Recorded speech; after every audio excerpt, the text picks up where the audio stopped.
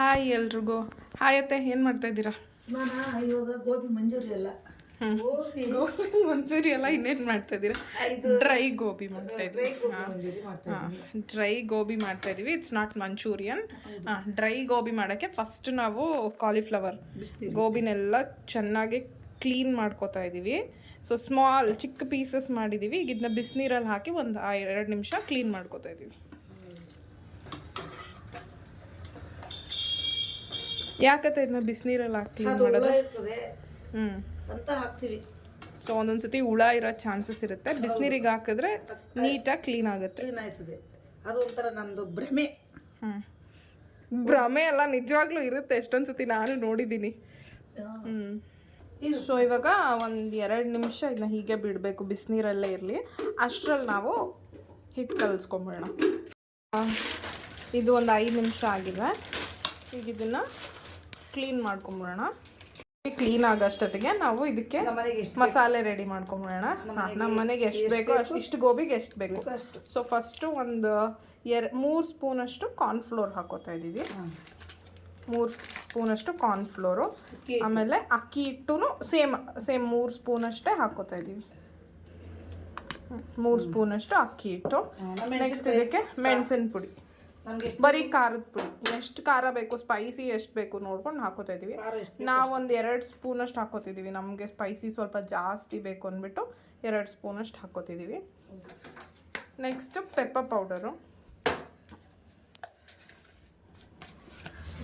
1/4 ಸ್ಪೂನಷ್ಟು pepper powder.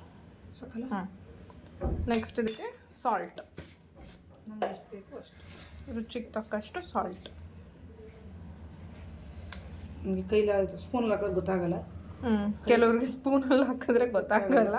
So ಕೈಯಲ್ಲೇ ಹಾಕ್ಕೊಂಡಿದ್ದೀವಿ. So ಈಗ ಇದನ್ನು ನೀರು ಹಾಕ್ಬಿಟ್ಟು ಮಿಕ್ಸ್ ಮಾಡ್ಕೊಳ್ಳೋಣ.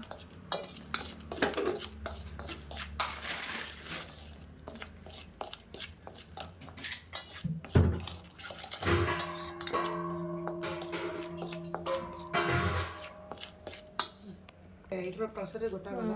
ಸೊ ಇವಾಗ ಕಲಿಸ್ಕೊಳ್ಳೋಣ. ಸೊ ಮಾಮೂಲಿ ನೀವು ಬೋಂಡಾ ಯಾವ ಕನ್ಸಿಸ್ಟೆನ್ಸಿ ಕಲಿಸ್ಕೋತೀರ ಬೋಂಡಾ ಮಾಡೋಕ್ಕೆ, ಬಜ್ಜಿ ಅವ್ರ ಬೋಂಡಾ ಅದೇ ಕನ್ಸಿಸ್ಟೆನ್ಸಿ.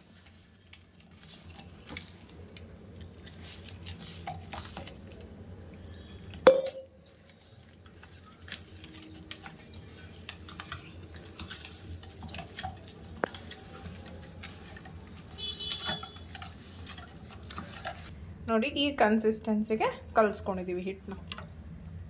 ಓಕೆನಾ? ಈಗ ಈ ಮ್ಯಾರಿನೇಷನ್ ರೆಡಿ ಇದೆ. ಈಗ ಬಿಸಿ ನೀರಿಗೆ ಹಾಕಿರೋ ಕಾಲಿಫ್ಲವರ್ನ ಒಂದ್ಸತಿ ತಣ್ಣೀರಲ್ಲೂ ಚೆನ್ನಾಗಿ ವಾಶ್ ಮಾಡ್ಕೊತಾ ಇದ್ದೀವಿ. ಒಂದು 2-3 ಸತಿ ತಣ್ಣೀರಲ್ಲೂ ವಾಶ್ ಮಾಡ್ಕೊತಾ ಇದ್ದೀವಿ. ಇದಕ್ಕೆ ಸ್ವಲ್ಪ ಧನಿಯಾದ ಪುಡಿನೂ ಹಾಕೋತಾ ಇದ್ದೀವಿ. ಒಂದು ಅರ್ಧ ಸ್ಪೂನಷ್ಟು ಧನಿಯಾ ಪುಡಿ. ಇದು ಒಂದು ಫ್ಲೇವರ್ ಮತ್ತು ಟೇಸ್ಟಿಗೆ. ಸೊ ಇವಾಗ ಒಂದು ಕಡೆ ಎಣ್ಣೆ ಕಾಯಕ್ಕೆ ಇಟ್ಟಿದ್ದೀವಿ. ಆಮೇಲೆ ಇನ್ನೊಂದು ಕಡೆ ನಾವೇನು ಹಿಟ್ಟು ಕಲಸಿಟ್ಕೊಂಡಿದ್ವಲ್ಲ ಅದಕ್ಕೆ ಗೋಬಿನ ನೀಟಾಗೆ ಕ್ಲೀನ್ ಮಾಡಿಕೊಂಡು ಹೀಗೆ ಮ್ಯಾರಿನೇಟ್ ಮಾಡಿ ಹಾಕ್ಕೊಂಡಿದ್ದೀವಿ. ಎಣ್ಣೆ ಕಾದ್ಮೇಲೆ ನಿಧಾನಕ್ಕೆ ಫ್ರೈ ಮಾಡ್ಕೊಳ್ಳೋಣ. ಚೆನ್ನಾಗಿ ಕಾದಿದೆ. ಸೊ ಕಲಸಿರೋಂಥ ಗೋಬಿನ ಹಾಕೋಣ. ಹಾಕಿಯತ್ತೆ.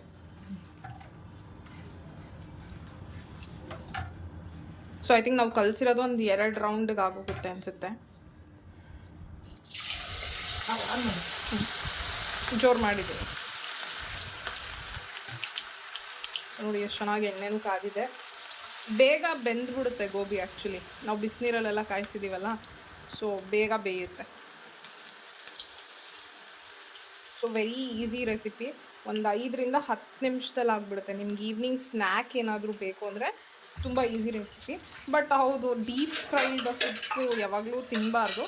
But once in a while ಪರವಾಗಿಲ್ಲ. ಟೇಸ್ಟ್ ಇಸ್ ಆಲ್ಸೋ ಇಂಪಾರ್ಟೆಂಟ್ ಅಲ್ವಾ? ಹೆಲ್ತ್ ಕಾನ್ಷಿಯಸ್ ಇರೋರಿಗೆ ಯಾವಾಗಾದರೂ ಒಂದ್ಸತಿ ಆದರೆ ಇಟ್ಸ್ ಬೆಟರ್. ಬಟ್ ಹೊರಗಡೆ ತಿನ್ನೋದಕ್ಕಿಂತ ಮನೇಲಿ ಮಾಡ್ಕೊಂಡು ತಿನ್ನೋದು ಬೆಟರ್ ಅಂತ. ನೋಡಿ, ಆಲ್ರೆಡಿ ಕಲರ್ ಚೇಂಜ್ ಆಗ್ತಿದೆ. ಐ ಥಿಂಕ್ ಒಂದು 5 ಮಿನಿಟ್ಸಲ್ಲೆಲ್ಲ ಆಗಿಬಿಡುತ್ತೆ. ಒಂದು 3 to 5 ಮಿನಿಟ್ಸ್ ಒಳಗಡೆ ನೀಟಾಗೆಲ್ಲ ಬೆಂದ್ಬಿಡುತ್ತೆ ಆ್ಯಂಡ್ ಕ್ರಿಸ್ಪಿನೆಸ್ಸು ಬರುತ್ತೆ. ಹೆಂಗಿದೆ ಎಲ್ಲರೂ ಹೆಂಗಿದೆ? ನಾವು ಅತ್ತೆ ಸೊಸೆ ತಿನ್ಕೊತೀವಿ. ಕರಂ ನಮ್ಮ ಮಗ ಇಲ್ಲ, ಧರ್ಮಸ್ಥಳ ಪಾದಯಾತ್ರೆ ಹೋಗಿದ್ದಾರೆ. ನಮ್ಗೇನು ಬೇಕು ನಾವು ಮಾಡ್ಕೊಂಡು ತಿಂತೀವಿ. ಸೊ ಈಗ ಕ್ರಿಸ್ಪಿ ಆಗಿರೋ ಡ್ರೈ ಗೋಬಿ ರೆಡಿ ಇದೆ. ಸೊ ಈವ್ನಿಂಗ್ ಸ್ನ್ಯಾಕ್ಗೆ ತುಂಬ ಬೇಗ ಆಗೋ ಅಂಥ recipe. Hope you enjoyed. Thank you.